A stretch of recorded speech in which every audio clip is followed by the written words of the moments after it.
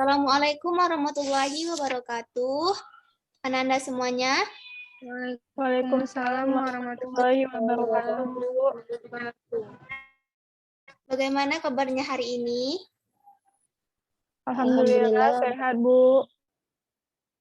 Alhamdulillah. Semoga kita selalu sehat dan tetap semangat ya.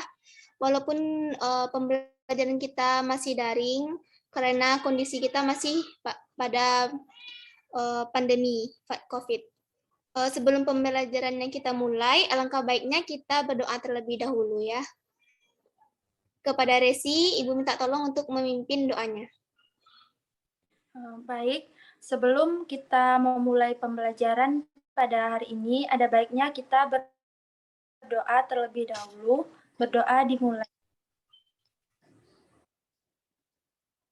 Berdoa selesai. Oke, terima kasih Resi. Setelah itu Ibu ingin mengambil daftar hadir Ananda dulu ya. Tolong direspon. Yang pertama, Anissa Kotrunada. Hadir, Bu.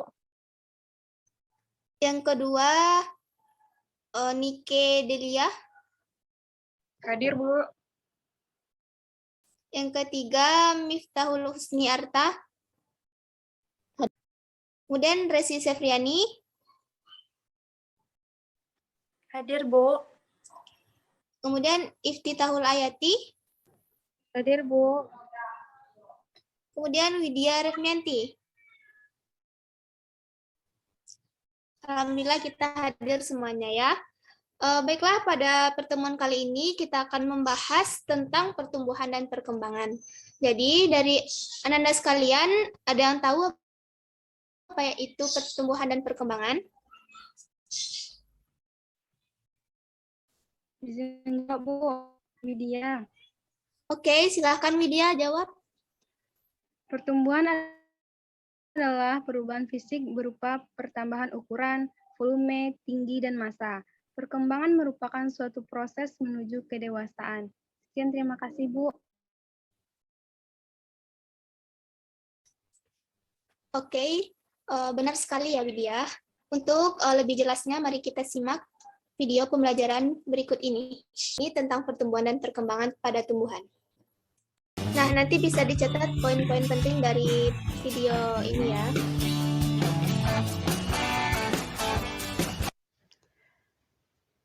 Ketika kalian melihat pohon mangga besar di halaman Haji Ateng, kalian jangan hanya berpikir kapan buah mangga tersebut akan berbuah. Tetapi kalian juga perlu memperhatikan dan juga memikirkan bagaimana proses pertumbuhan dan perkembangan pohon mangga tersebut dari mulai biji sampai menjadi dewasa. Dan itulah yang akan kita pelajari pada video kali ini, yaitu tentang pertumbuhan dan perkembangan pada tumbuhan. Yang dimaksud dengan pertumbuhan adalah proses pertambahan ukuran, volume, dan juga massa akibat jaringan meristematik. Dan yang disebut dengan jaringan meristematik adalah jaringan yang selnya masih aktif membelah. Pertumbuhan memiliki sifat yang pertama disebut dengan irreversible. Artinya tidak dapat kembali ke semula. Berarti kalau tumbuhan yang sudah tinggi itu tidak mungkin menjadi kecil lagi, bahkan tidak mungkin menjadi biji kembali. Sedangkan sifat yang kedua yaitu kuantitatif dan kualitatif. Kuantitatif artinya dapat diukur atau dapat dihitung. Mungkin kalian bisa menggunakan penggaris atau menggunakan alat ukur khusus untuk pertumbuhan yang disebut dengan auxanometer. Kemudian kualitatif artinya dapat dideskripsikan. Pertumbuhan pada tumbuhan dibagi menjadi 4 fase. Yang pertama disebut dengan fase awal. Fase awal ini ditandai dengan pertumbuhan yang lambat. Kemudian yang kedua disebut dengan fase logaritmik dan ditandai dengan pertumbuhan dengan kecepatan maksimal. Yang ketiga disebut dengan fase perlambatan, dan yang keempat disebut dengan fase stasioner, di mana pada fase stasioner ini ditandai dengan terhentinya pertumbuhan. Keempat fase tersebut dapat dilihat dalam kurva sigmoid yang berbentuk seperti huruf S berikut. Berbeda dengan pertumbuhan, yang dimaksud dengan perkembangan adalah proses menuju tingkat kedewasaan. Jaringan meristem akan berdiferensiasi atau berspesialisasi membentuk organ seperti akar, batang, dan juga daun. Tumbuhan dikatakan dewasa jika telah siap melakukan fertilisasi atau pembuahan. Selanjutnya, kita perhatikan pada penampang akar berikut. Pada akar dibagi menjadi beberapa bagian. Yang pertama, ada yang disebut dengan kaliptra atau tudung akar. Tudung akar ini berfungsi untuk melindungi akar pada saat menembus ke bumi. Di atasnya ada yang disebut dengan meristem apikal atau disebut juga dengan zona pembelahan karena selnya masih aktif membelah. Di atasnya ada yang disebut dengan zona pemanjangan. Sel mulai berhenti membelah tetapi memiliki ukuran yang panjang. Dan di atasnya ada yang disebut dengan zona diferensiasi. Sel mengalami spesialisasi atau diferensiasi baik berdasarkan struktur maupun fungsi. Selanjutnya, perhatikan penampang ujung batang berikut. Pada ujung batang terdapat beberapa bagian. Yang pertama, ada yang disebut dengan meristem apikal, kemudian daun primordial atau daun muda, dan ada tunas aksilar. Nah, itulah pertumbuhan dan perkembangan pada pertumbuhan. Nah, tadi merupakan video tentang pertumbuhan dan perkembangan. Siapakah yang bisa menyimpulkan video tersebut mengenai pertumbuhan dan perkembangan? Izin memberikan kesimpulan, Bu. Oke, disilahkan kepada Tita. Baiklah, saya akan memberikan kesimpulan dari video tersebut. Dapat kita simpulkan bahwa pertumbuhan adalah proses pertambahan ukuran, volume, dan massa akibat jaringan panstemati yang bersifat irreversibel dan dapat diukur. Sedangkan perkembangan yaitu proses menuju dewasa yang bersifat reversibel dan tidak dapat diukur. Sekian dari saya, Bu. Oke, terima kasih Tita atas kesimpulan dari videonya. Selanjutnya Ibu akan menunjuk salah satu kelompok yang sudah Ibu bagi pada pertemuan minggu lalu untuk mempresentasikan pembahasan LKPD yang sudah Ibu kirim lewat WA Group. Ya, silakan kepada kelompok 1 untuk menampilkan hasil diskusinya. Baik, Bu. Oke. Baiklah, Assalamualaikum warahmatullahi wabarakatuh. Perkenalkan, kami dari kelompok 1 yang beranggotakan saya Anissa Faturnada dan teman saya Miftahul Husni Arta. Di sini kami akan menjelaskan hasil LKPD kami mengenai pertumbuhan dan perkembangan. Soal nomor 1 dan nomor 2 akan saya bacakan sendiri, yaitu nomor 1, salah satu ciri yang membedakan makhluk hidup dengan benda mati adalah makhluk hidup mengalami pertumbuhan dan perkembangan. Jika menanam beberapa butir biji di dalam pot dan tampak pada gambar di bawah ini, gambar A dan B, pertanyaan pertama, proses apakah yang terjadi pada gambar A dan B? Yang kedua, jelaskan proses yang terjadi pada gambar A dan B. Dan pertanyaan ketiga yaitu bagaimanakah sifat pertumbuhan dan perkembangan yang terjadi pada gambar A dan B? Dijelaskan.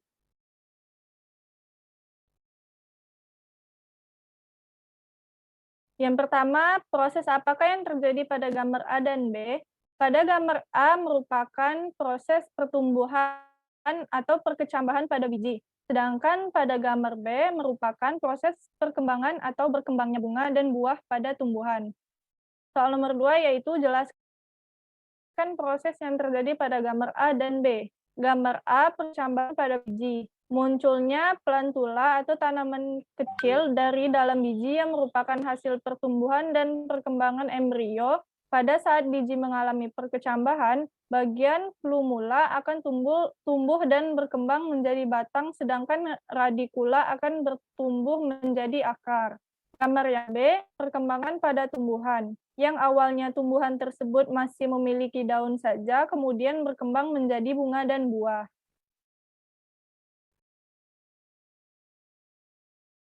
Lanjut, Ta. Soal yang ketiga yaitu bagaimanakah sifat pertumbuhan dan perkembangan yang terjadi pada gambar A dan B. Jelaskan. Untuk gambar A, beberapa sifat yang dapat dilihat pada pertumbuhan tanaman adalah irreversible atau tidak dapat balik, kuantitatif atau dapat diukur, misalnya pengukuran pertambahan tinggi batang tanaman. Untuk gambar B, beberapa sifat yang dapat dilihat pada perkembangan tanaman adalah reversible atau dapat balik, misalnya proses pembungaan yang terjadi berulang kali, kuantitatif atau tidak dapat diukur.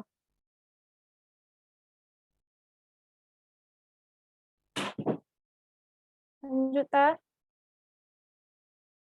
Nomor 2 yaitu pertumbuhan dan perkembangan suatu tumbuhan diawali dari biji yang tumbuh menjadi zigot, kemudian menjadi embrio yang dilengkapi cadangan makanan atau endosperma. Ujung embrio bagian atas akan tumbuh menjadi batang dan ujung embrio bagian bawah. Lengkapilah gambar di bawah ini untuk mengetahui struktur biji. Kemudian tuliskan fungsi dari masing-masing struktur tersebut. Di sini ada gambar biji monokotil dan biji dikotil. Biji dikotil. Yang pertama ada kulit biji, melindungi biji dari kerusakan fisik. Yang kedua radikula, calon akar pada embrio yang terletak di ujung hipokotil. Yang ketiga ada embrio, calon tumbuhan baru yang menyatukan dua kotiledon yang terpisah. Embrio memiliki bagian yang menempel pada kotiledon disebut dengan poros embrio. Yang keempat ada hipokotil, bagian embrio yang terletak di bawah poros embrio. Yang kelima ada kotiledon, bagian biji yang paling besar dan berisi cadangan makanan bagi embrio.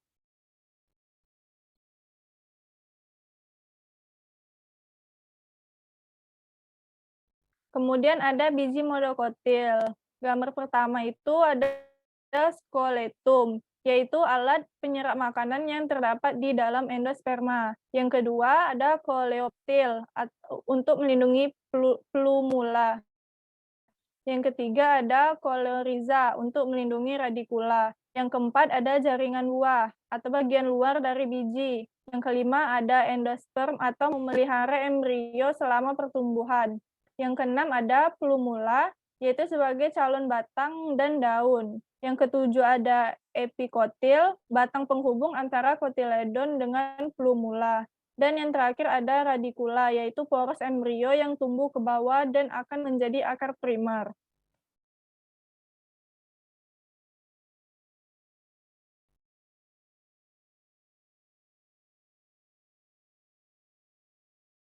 Soal nomor 3 dan nomor 4 akan dibacakan oleh Miftahul Husni Arta. Kepada Miftah, dipersilakan.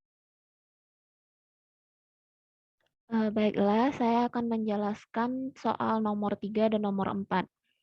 Soal nomor 3, proses perkecambahan diawali dengan masuknya air H2O ke dalam biji yang selanjutnya akan menyebabkan perubahan kondisi sel di dalam biji dan memungkinkan keaktifannya enzim-enzim yang mengkatalis reaksi-reaksi biokimiawi perkecambahan. Amati gambar di bawah ini untuk dapat menjelaskan proses perkecambahan. Pada soal nomor 3 ini disuruh untuk melengkapi kolom di bawah ini dengan benar untuk dapat memahami proses perkecambahan.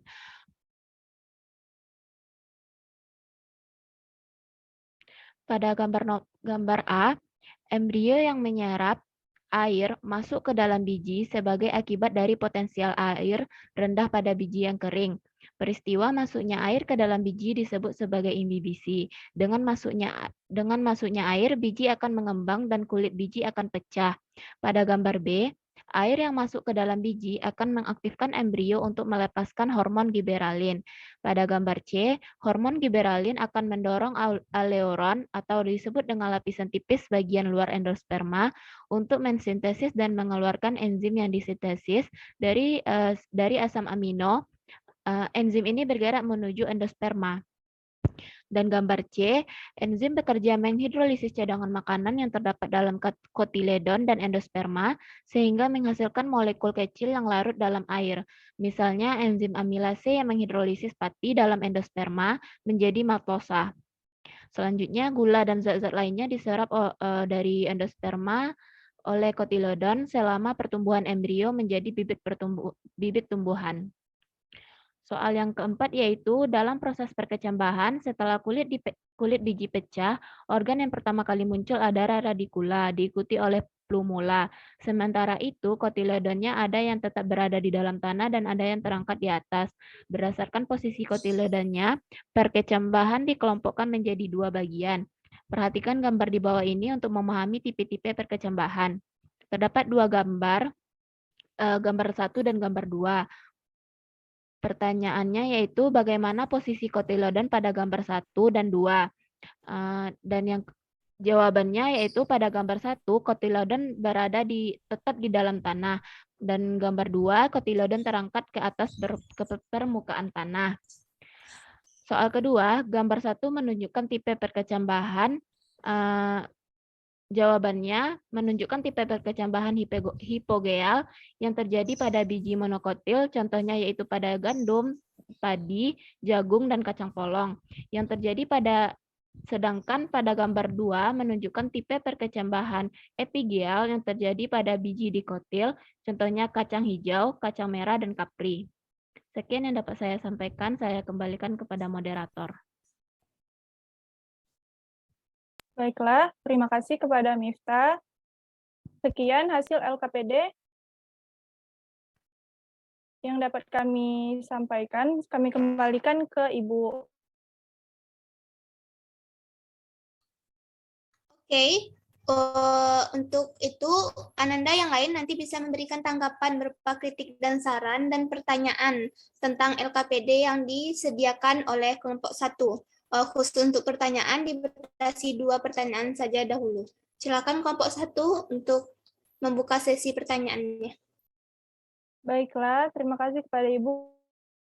Kami akan membuka sesi kritik dan saran. Apabila ada kritik dan saran, kami persilakan. Baiklah, jika tidak ada, kami lanjut saja ke sesi pertanyaan. Jika ada pertanyaan, kami persilakan dan kami batasi 2 pertanyaan. Izin bertanya, moderator. Baiklah, terima kasih kepada Resi. Kepada Resi dipersilakan. Dalam perkecambahan biji ada dikenal sebagai dormansi. Nah, jelaskan apa itu dormansi pada biji. Sekian, terima kasih.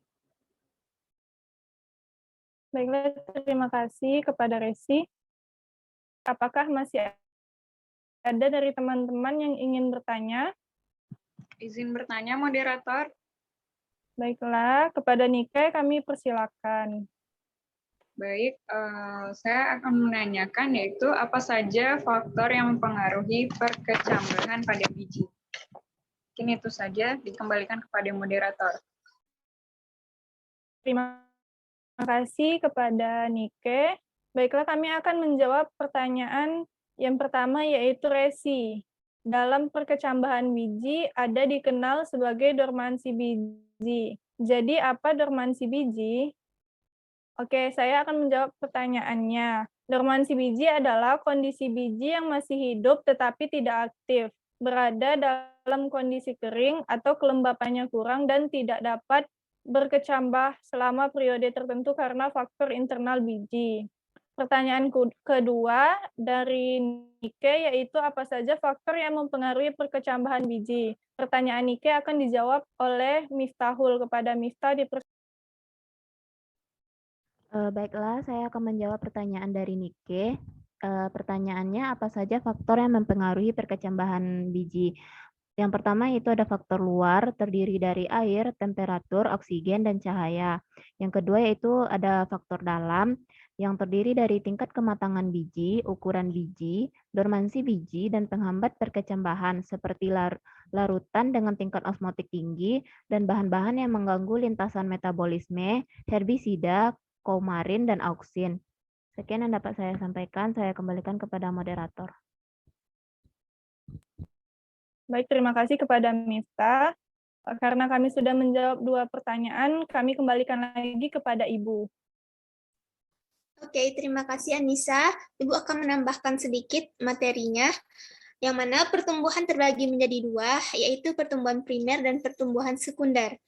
Yang pertama, pertumbuhan primer merupakan proses yang terjadi sebagai hasil pembelahan sel-sel jaringan meristem primer yang berlangsung pada embrio, bagian-bagian ujung dari tumbuhan seperti akar dan batang.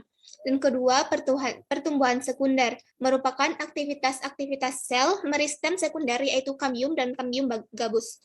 Bisa ditemukan pada tumbuhan dikotil, gimnospermae, dan menyebabkan pertambahan diameter pada tumbuhan. Faktor-faktor yang mempengaruhi pertumbuhan pada tumbuhan ada 2, yaitu faktor internal dan eksternal. Yang pertama, faktor internal meliputi faktor genetis dan fitohormon. Faktor hormon pertumbuhan pada tumbuhan itu ada 5, yaitu auksin, giberelin, sitokinin, asam absisat, dan etilen. Yang kedua, faktor eksternal meliputi nutrisi, cahaya, suhu, kelembapan, dan aerasi.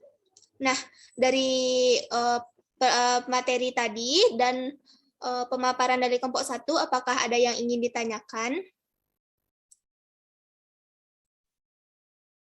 Jikalau tidak ada, Sepertinya tidak, mungkin Bu. hingga itu kita materi kita pada hari ini. Jikalau masih ada pertanyaan bisa nanti ditanyakan lewat WA group ya, nanti Ibu jawab. Baiklah, Baik, sekian Bu. pembelajaran kita hari ini. Terima kasih kepada kelompok 1 dan alhamdulillah diskusi kita berjalan dengan lancar. Ibu akhiri dengan wassalamualaikum warahmatullahi wabarakatuh. Waalaikumsalam warahmatullahi wabarakatuh. Terima kasih, Bu. Terima kasih, Bu. Sama-sama.